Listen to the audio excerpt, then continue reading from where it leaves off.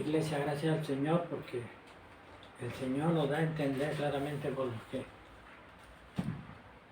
lo que vivimos hace unos instantes, nos recuerda que no tenemos lucha contra carne y sangre. ¿Alguien dice amén? Amén. Y hoy tiene una palabra para nosotros también, para su iglesia, el Señor.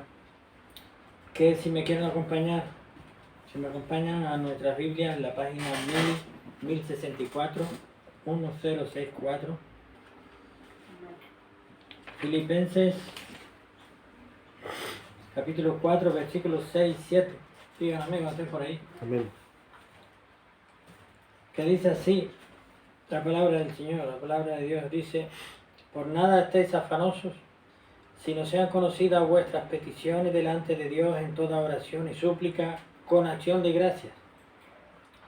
Y la paz de Dios, que sobrepasa todo entendimiento, guardará vuestros corazones y vuestras mentes en Cristo Jesús. Amén. Amén.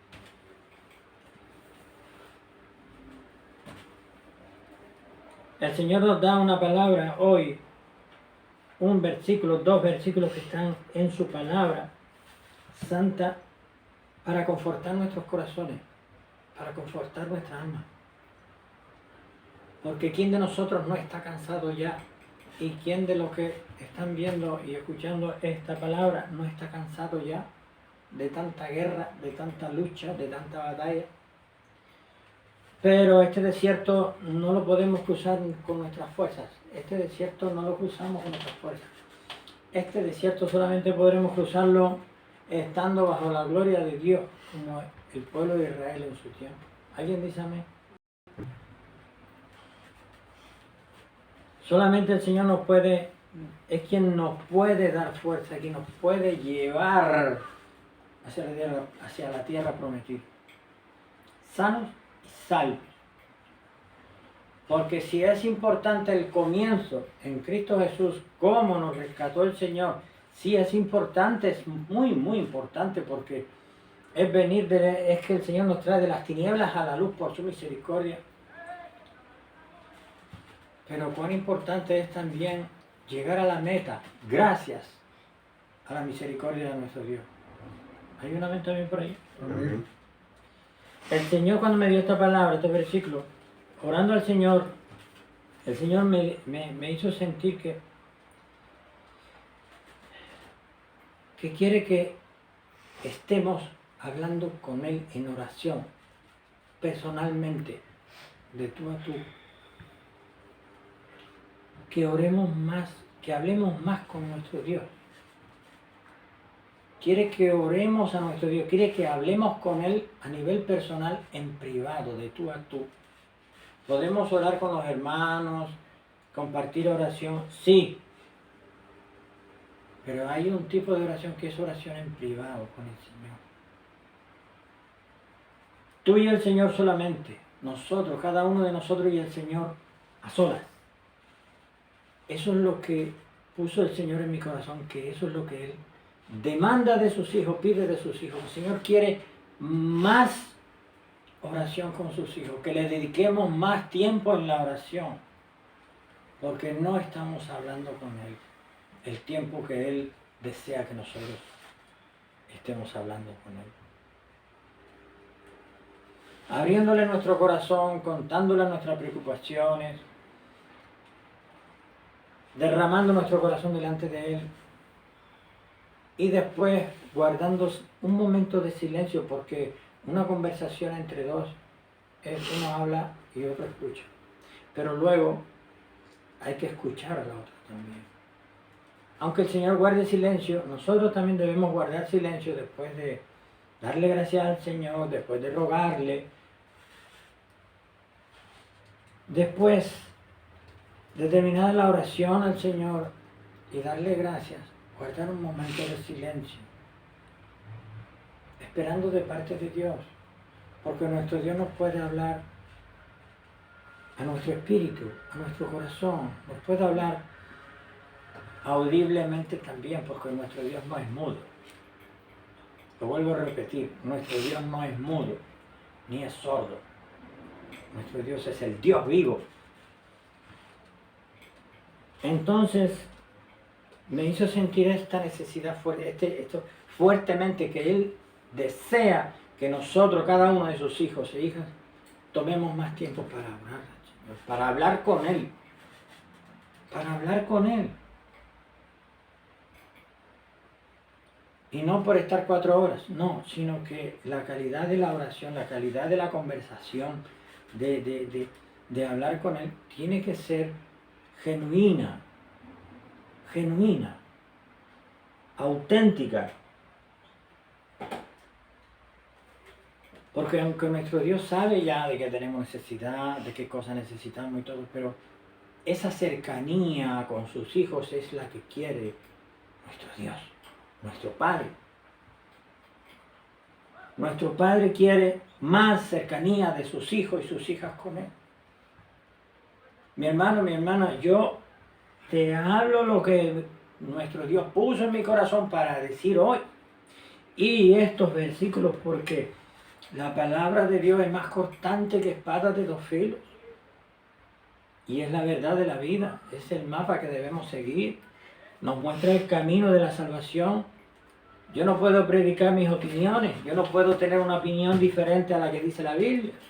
Si yo soy cristiano, yo tengo que creer sí o sí todo lo que dice la santa palabra de Dios. Yo no puedo tener una opinión diferente de lo que dice la Biblia, de lo que dice la palabra de Dios.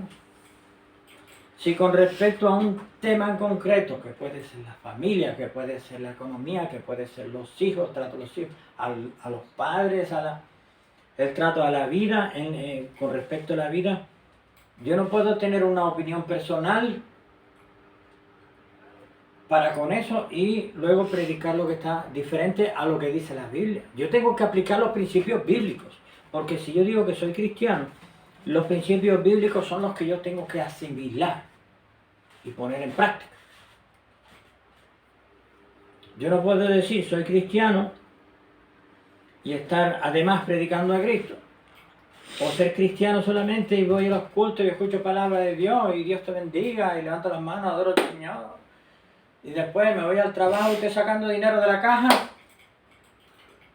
y estoy pisando a mis compañeros y dándole así con el codo. O estoy en el mundo hablando como los que hablan, como los que hablan en el mundo. Que la mayoría, muchos de ellos hablan bueno, que va. Dios nos libre. No se puede estar diciendo malas palabras, ni mentiras, ni engaños, ni enredos, ni provocar enredos con mala intención. Eso no es de cristiano. Y después ir al culto, gloria a Dios, aleluya. Y peor todavía si se pone a predicar a Cristo y está tramando cómo va a conseguir hacer no sé qué cosa en el siguiente culto o en la otra empresa, cómo va a ser algo ilegal, algo prohibido por Dios. No. La fe es una sola y es la que hay que poner en práctica. La palabra de Dios es una sola. Aquí están todos los principios bíblicos que tenemos que seguir. No podemos, una fuente no puede dar 2 aguas, agua dulce y amarga. O somos cristianos o somos mundanos. Pero a los tibios el Señor vomita en su boca. El que tiene un pie en el Evangelio y tiene un pie en el mundo, eso no agrada al Señor. Y eso no lleva a la salvación. Hay que sacar el pie del mundo y ponerlo en la salvación. Hay que ponerle el pie en la senda antigua, mejor dicho, en el camino estrecho. ¿Por qué? Porque es que de ello depende nuestra salvación. De ello depende nuestra salvación. Por eso nuestro Dios quiere que estemos más cerca de Él. Más cerca de Él. Porque sí, podemos y debemos leer un poquito la Biblia, aunque sea un poquito a diario. Conocer en la palabra de Dios qué Dios quiere que nosotros hagamos y qué es lo que no quiere, qué es lo que quiere que no hagamos. Porque es por nuestro bien. Tengamos presente, muy presente los cristianos,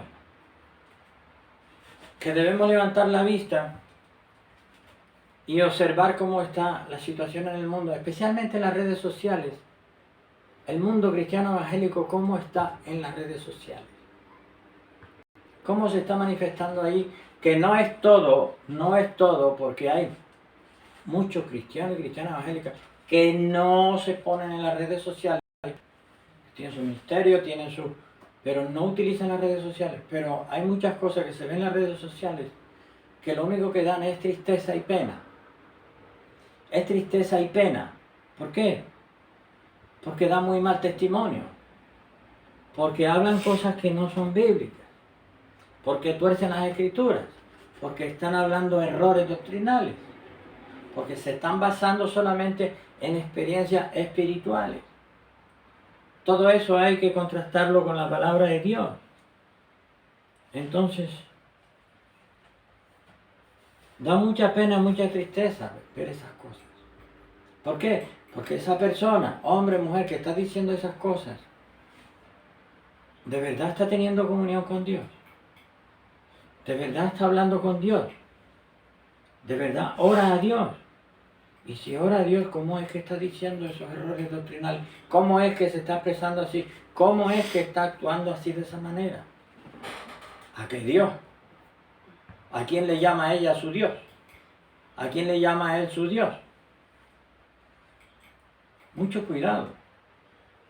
Mucho cuidado. Porque el mismo diablo se viste de ángel de luz. Iglesia, el Señor me hizo sentir que quiere que sus hijos estén más cerca de Él. Que estemos más cerca de Él en la oración. Porque el Señor me hizo sentir que hay una necesidad del pueblo de Dios y de todo aquel que quiere la salvación en Cristo Jesús, de ponerse a cubierto bajo la sala del Altísimo, bajo la sala de Dios. ¿Por qué? Porque es son las únicas que protegen, que guardan, porque vemos las cosas como están viniendo en el mundo y sabemos lo que está escrito en el Apocalipsis. Y antes del Apocalipsis hay otras cosas también. Entonces, ante la dificultad, no es lo mismo la persona que está sin Dios, que no tiene Dios y que no cree en Dios y que está en la dificultad, a una persona que está en la dificultad, que tiene problemas, pero que está con Dios y Dios está con esa persona. Porque el Señor va a bendecir, va a guardar y a proteger a esa persona.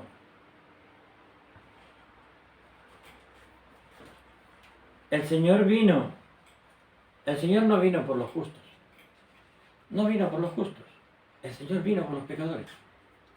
El Señor no murió por los enfermos. En la cruz no murió por los enfermos.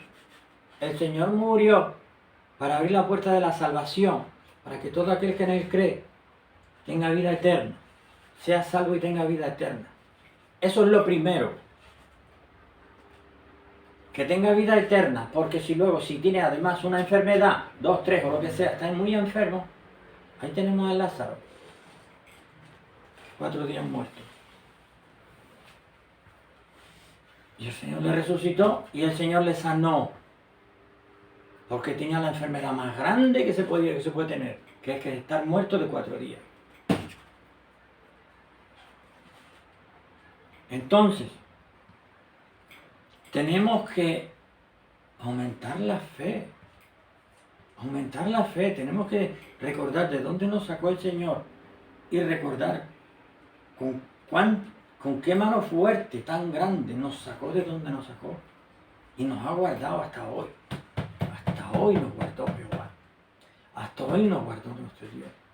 Y nuestro Dios nos va a seguir guardando y protegiendo en tanto en cuanto nosotros estemos con Él.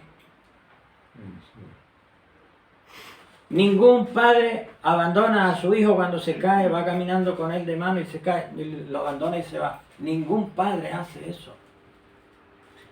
Lo levanta, le cuida, le arregla un poquito la herida y si está llorando o lo que sea, pues y si es necesario le coge, le carga y le lleva.